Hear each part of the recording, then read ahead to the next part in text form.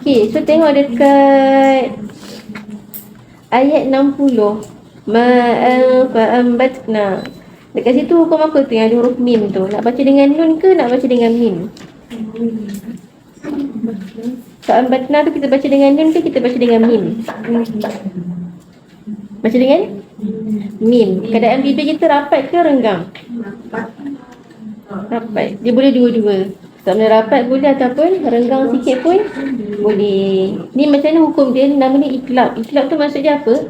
Kita tukarkan daripada bunyi nun kepada bunyi huruf mim bila bertemu dengan huruf ba. Kenapa tukar kepada mim? Sebab mim ni dia sama makhraj dengan sama sifat dengan nun, iaitu ada gunnah, dan dia sama makhraj dengan ba, iaitu menggunakan bibir.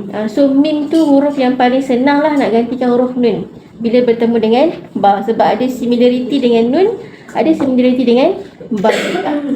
Okey. Sebab tu kalau kita nak sebut tu smooth je. Fa'ambatna, mudah. Berbanding dengan fa'anbatna. Kan kalau fa'an kita tahan sikit.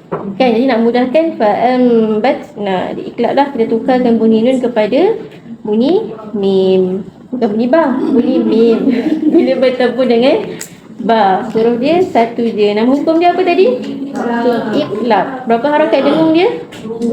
Dua. Okay, cuba sebut. Fa'ambatna bihi.